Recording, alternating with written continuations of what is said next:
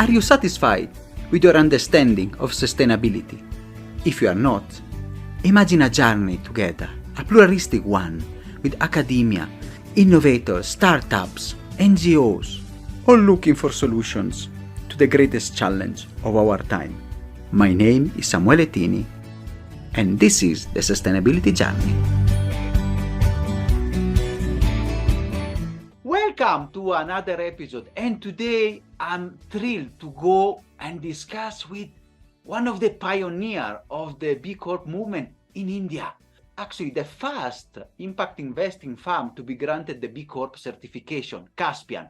And we do it with Avishek Gupta, who is the managing director and CEO of Caspian Debt, one of the two divisions, and we'll discuss about that. Avishek, thank you so much for being here with us today. Thank you, Samuel. Thank you for inviting me on your podcast. It's a pleasure to be here, and thank you for the opportunity. Avishek, I'm really thrilled because a B Corp in India, that is now you will become soon the first economy in the world. You are the engine of the emerging market. But before going there, I want to discuss about you. What is your journey? How you have become a change maker in sustainability? I am currently the managing director and CEO of Caspian Debt, which is focused on providing capital to companies and businesses that work towards creating positive social and environmental impact. Before becoming the managing director and CEO of Caspian Debt, I have been with Caspian for close to 9 years now.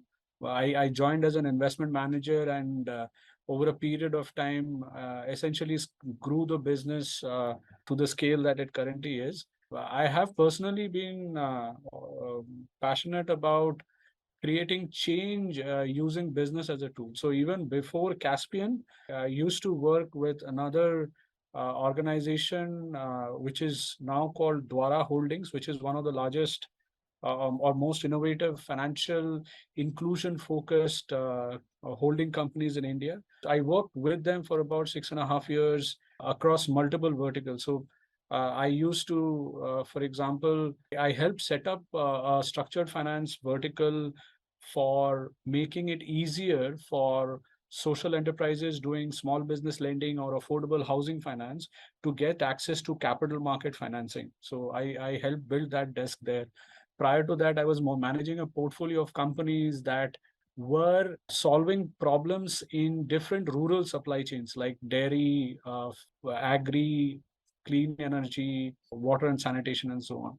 I started my career building dairy supply chain company that was providing technology solutions to rural financial institutions to enable the rural financial institutions to offer cattle insurance and cattle healthcare packages to dairy farmers living in remote rural India. And we did this across 3 states, was reasonably successful, but we unfortunately had to fold up because of lack of funds. And this was, several years ago, close to 15 years ago, when venture funding in ag tech was not cool. Otherwise, this would have been an ag tech, insurtech company back then, and God knows how much funding it would have raised. My background academically is that I did my MBA in rural management from the oldest Indian college in rural management space called the Institute of Rural Management, Anand. I happen to be a dairy technology, so I've done a BTech in dairy technology and a master's in dairy chemistry before doing the MBA from Institute of Rural Management. So I am somebody who has always been associated with rural and development academically and professionally. This is wonderful, Abhishek. You can see the purpose already embedded in the work that you have started at the grassroots level, and now you are enabling the positive change with the impact that Caspian is delivering. And I want to ask, what is the problem now that you are facing and trying to solve? No, investment for social, environmental impact, and how you are trying to solve it? First of all, when it comes to the world of investments and corporate finance, I think long back, the economists and the market players have simplified the role of business entities to a great extent. And they've simplified it to saying that whatever a business should do should be for the benefit of the shareholders. Whatever an investment manager should do is to give better returns to the investors. Unfortunately, all of this is limited to financial returns. Nobody really had the conversation about social and environmental because it was complex. But I think that simplification has led to a situation where, for decades, we have lived in a world where people are just focused on financial returns and they're kind of not considering the social and environmental impact of the businesses, when in reality, every business has that impact.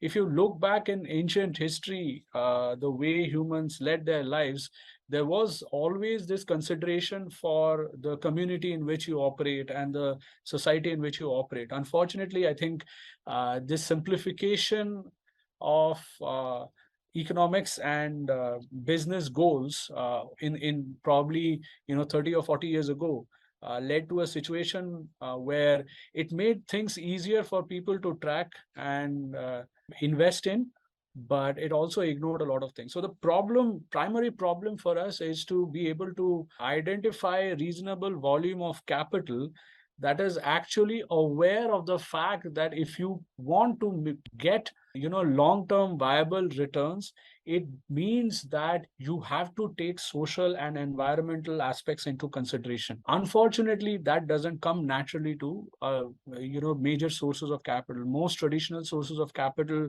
wants to keep it simple and very I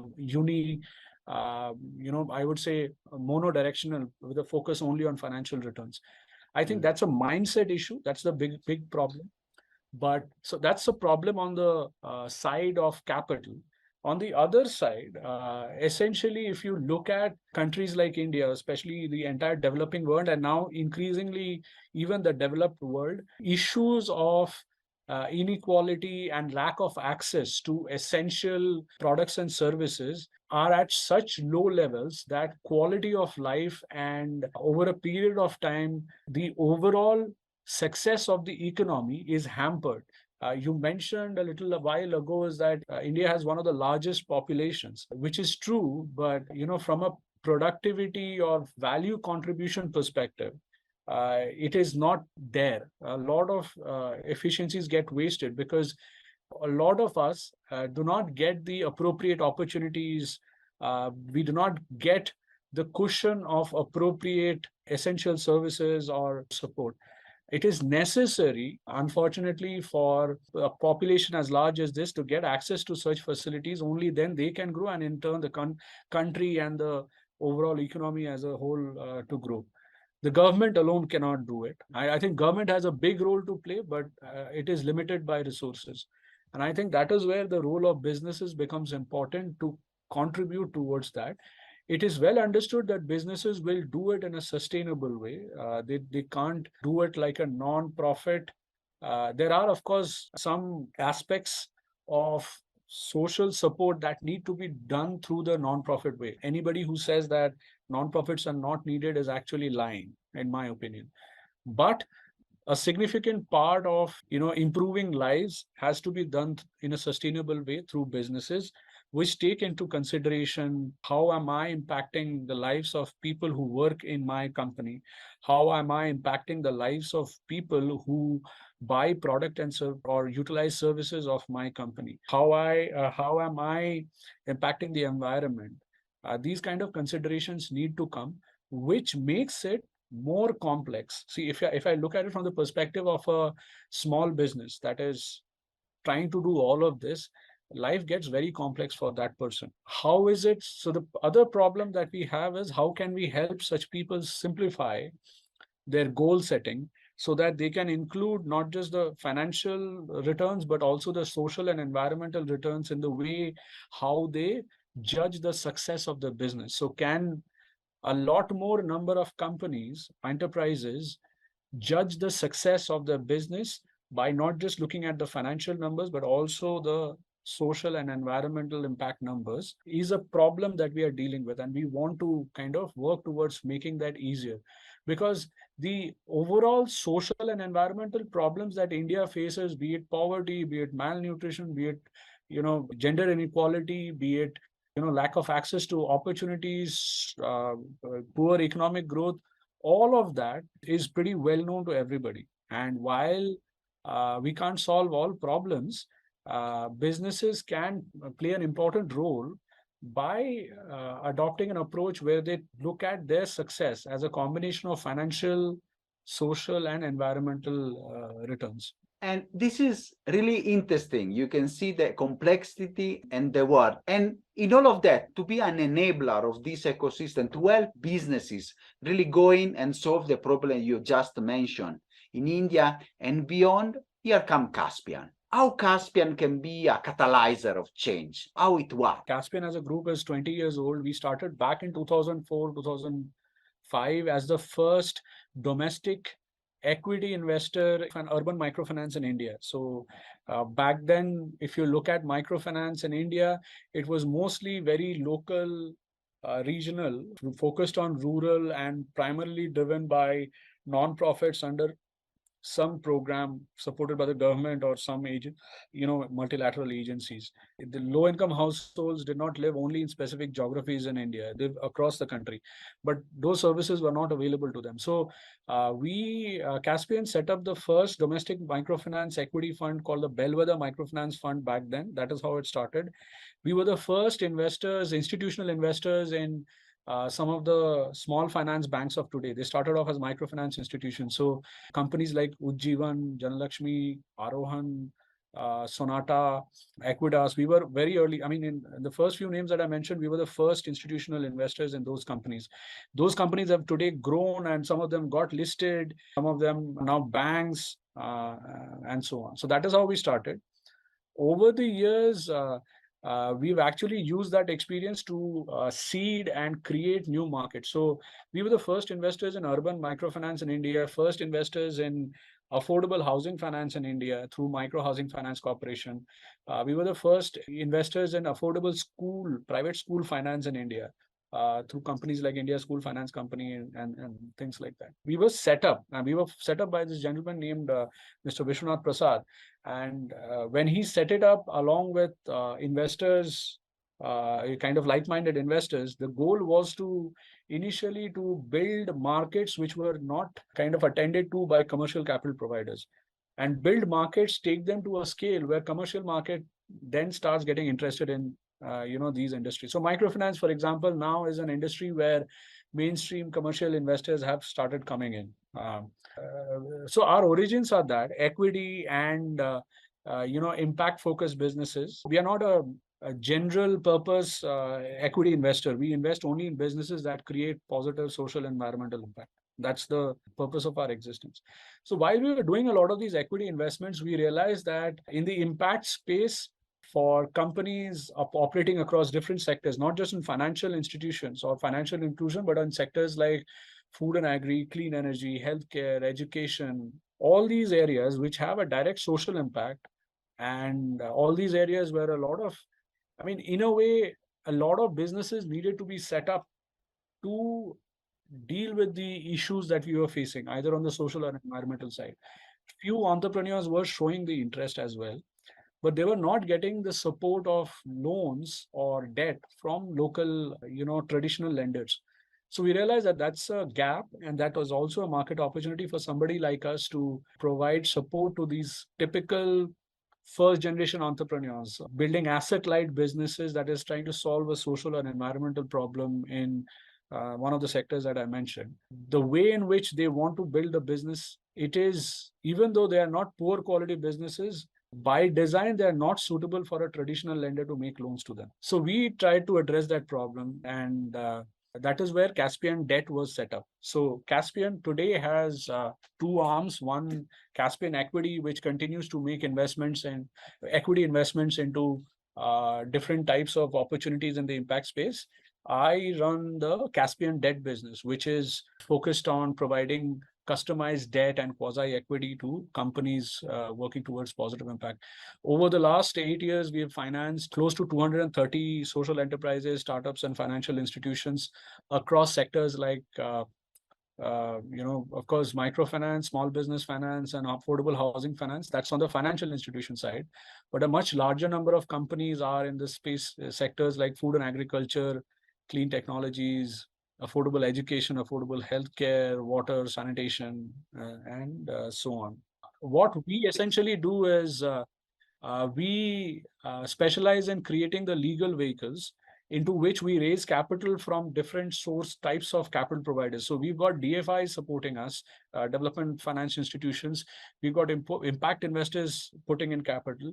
We've also raised capital from pure mainstream commercial capital providers who don't care about impact as well. We've got support from foundations who provide soft capital. So we've taken capital from multiple sources, put it all together, and then driven the money as debt to high impact businesses. I'll give you a few examples of the kind of businesses that we fund, but basically figuring out how to blend all this money and drive it to high impact businesses which otherwise wouldn't have got funded by the traditional sources. So that is how we kind of catalyze driving capital into high impact opportunities. It's really important this, because the two arms and the work that you are doing, especially as you mentioned, and that is also my experience here, many of the social enterprises that are really working even maybe at the grassroots level, it's very difficult, as you mentioned, to go to a traditional lender and to build that credit history. And that's why people like you and the work you are doing, it's really a catalyzer for change and the work.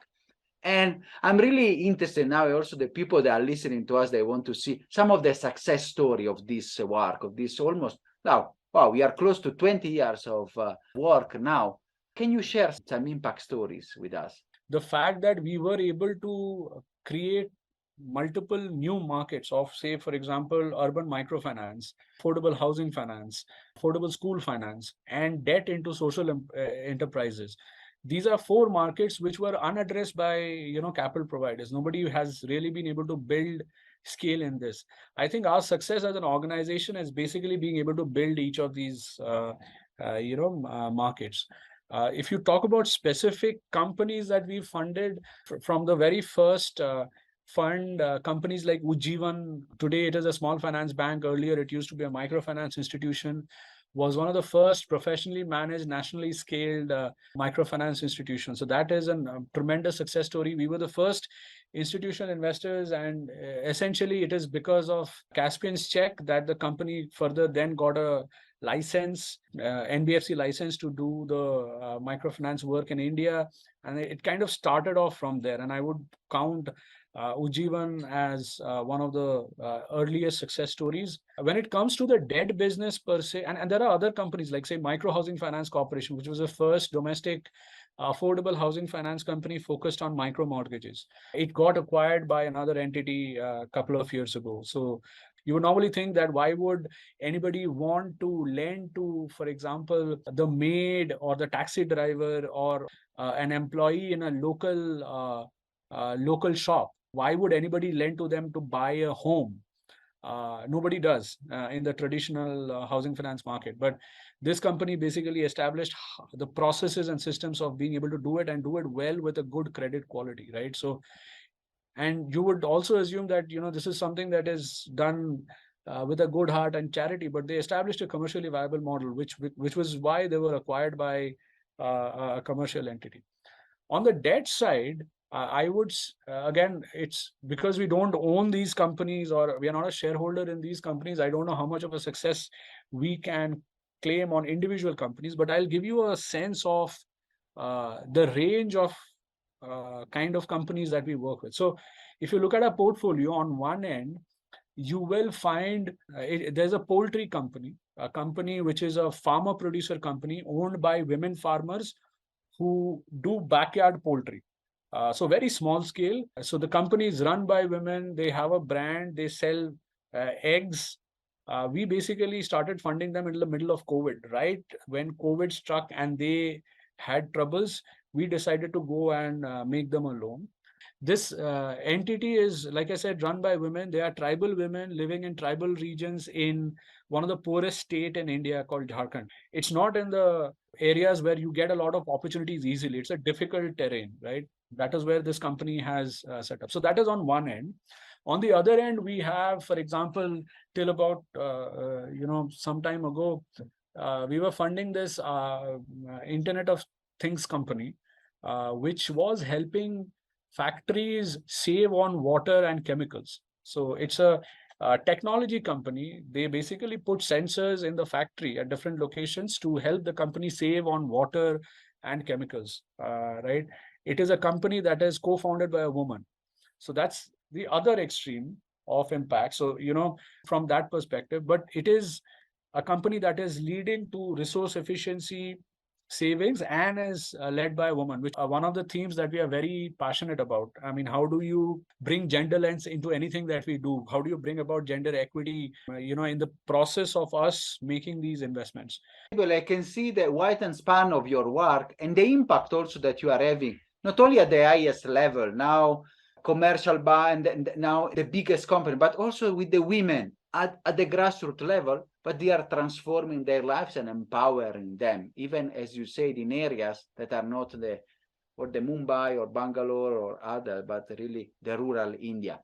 And those are the impact and lending to the people that are unbankable in a way. I can see this work, and from your example and your passion, I can see how you put together profit, of course, on one end, because as you say, you are a sustainable business now for 20 years, but also purpose. And this comes at the core of what the B Corp movement is and how, the business for good and how the movement of transformation of capitalism, really not looking just, as you say, shareholders, but even the broad stakeholder and the community. So you have been now for many years a B Corp. You have been also best for the awards 2018, 2019. So, but you are not, let us say, in Vermont or California, the traditional states, we might say B Corp are, or the UK. You are in India. So how, why, which are the motivation, which are the advantages, why you have decided to be a pioneer of the movement in India? Being a B Corp actually doesn't have any tax benefits or financial benefits in India. It has in the US, and I think in some states of US and some countries in Europe, but in India there is no separate recognition. So we've not done it for financial benefits. We've done it because so in whatever we do, we try to make sure that impact is at its core, right? So, and it's not always easily understood unless you spend reasonable amount of time with us to understand what we do.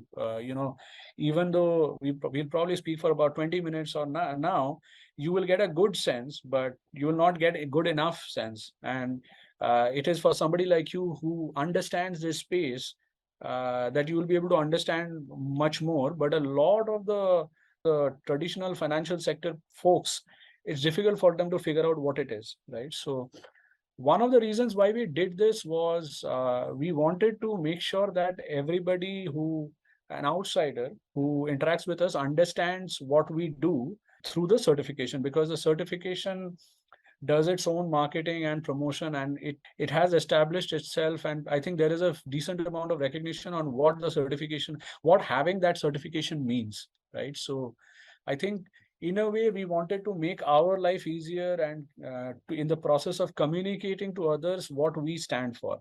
Of course, after somebody sees that we are a B Corp, like you found us, they ask us other detailed questions and they then understand what all we do. But B Corp essentially help us to kind of with a simple emblem communicate what we stand for or what we want to do.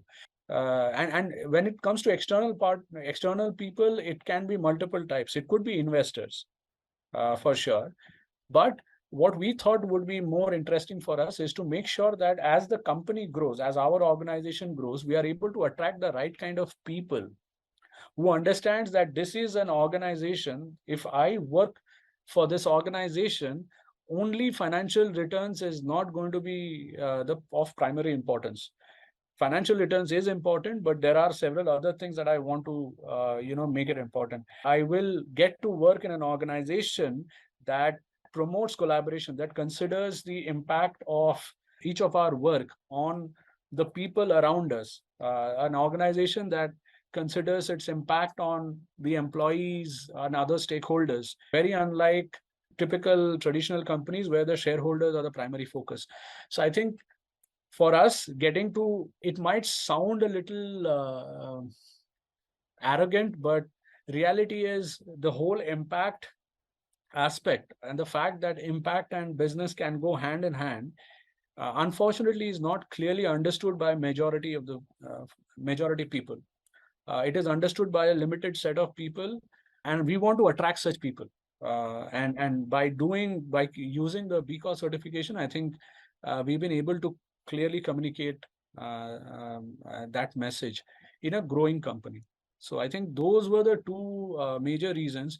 We didn't have that kind of a certification in India, so we chose B Corp certification. We've actually been recognized by several agencies for our things like data transparency or our impact oriented work. But this certification essentially gave us the opportunity to codify what we do into that simple emblem, and make everybody aware, every new person who comes across us, aware as to what we stand for.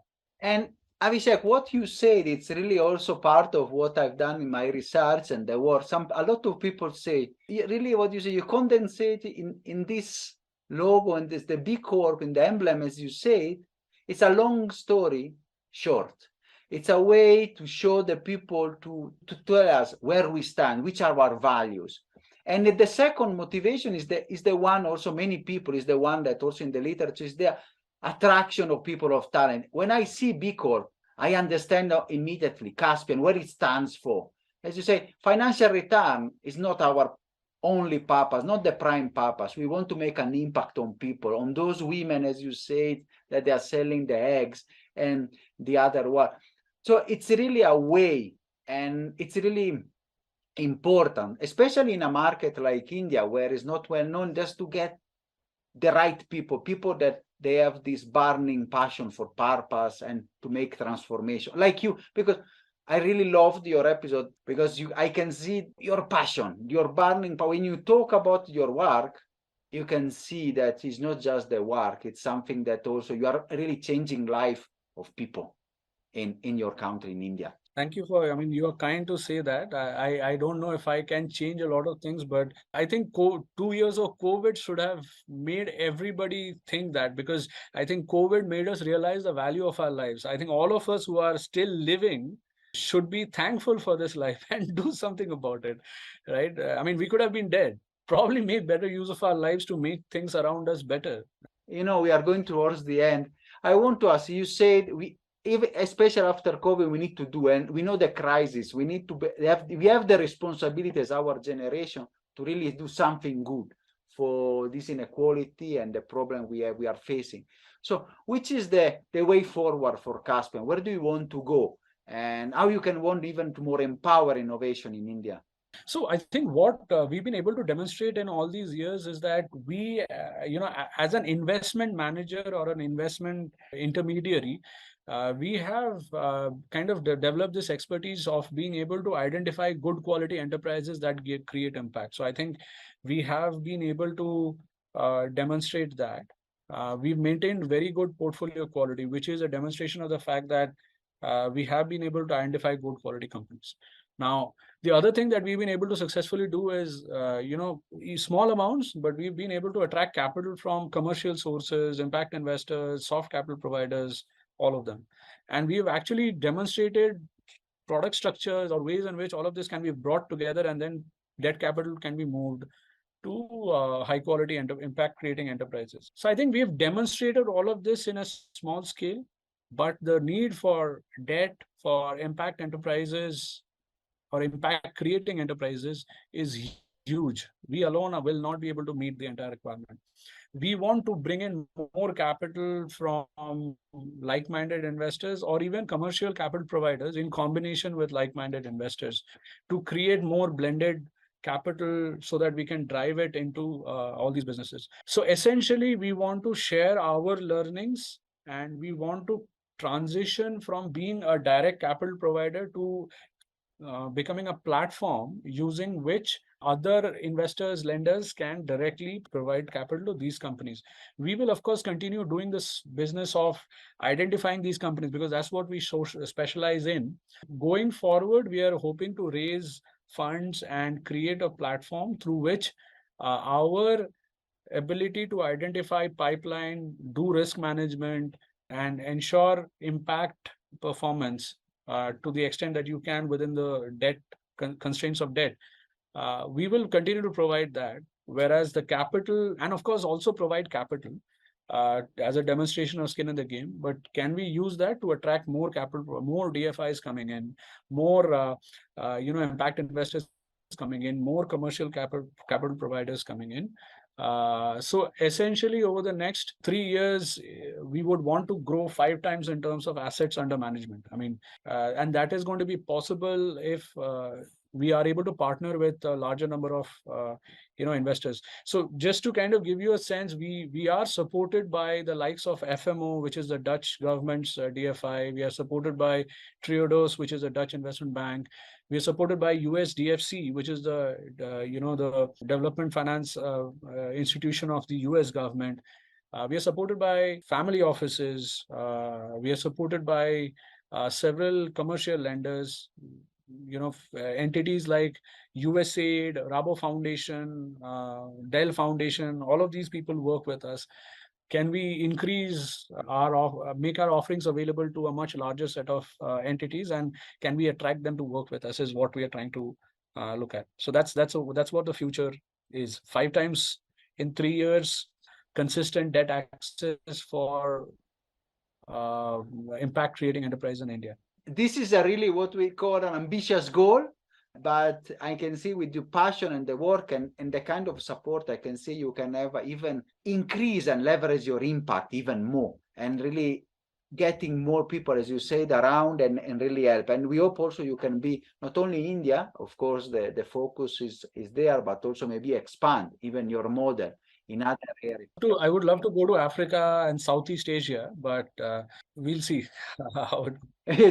This is our hope, and maybe I can see we can even discuss maybe in the 1 year or two we see where Caspian has gone. As the last question, I know we will discuss even more because I can see it was a wonderful episode. The last question is usually a message, like the people are listening from all over the world to your, and I'm sure they have enjoyed a lot this wonderful episode. What do you want to leave to them, Avishek? You've got only one life, no matter what different cultures say. I think it's responsibility and a matter of success for us as individuals of a life lived well. If you are able to positively contribute to the society around you, and if you are able to contribute positively to the future for your future generations. So you can't be restricted to a job that does concerns you. You have to do something either as an entrepreneur or in whichever job you are. And you may be a teacher, you may be, an employee in an organization, whatever it is. You have to do it in a way that it has positive impact on other people's life. If one life is lived better because of your existence, it is in a way successful life. If that is not happening and it's only you who's benefiting, I don't know how that can sustain for the long term. So you have only one life. Try and make sure that you use that life to make lives of other people easier or better today and for the future. And thank you so much. And this is also, I think, one of the purpose of the podcast, just to learn from change maker like you and try to give our contribution to change really and solve the problem. Thank you so much, Avishek. It's been a pleasure and an honor having you. Thank you. Thank you so much, Samuel. Pleasure talking to you. Are you satisfied after this wonderful episode? Let's continue together our sustainability journey.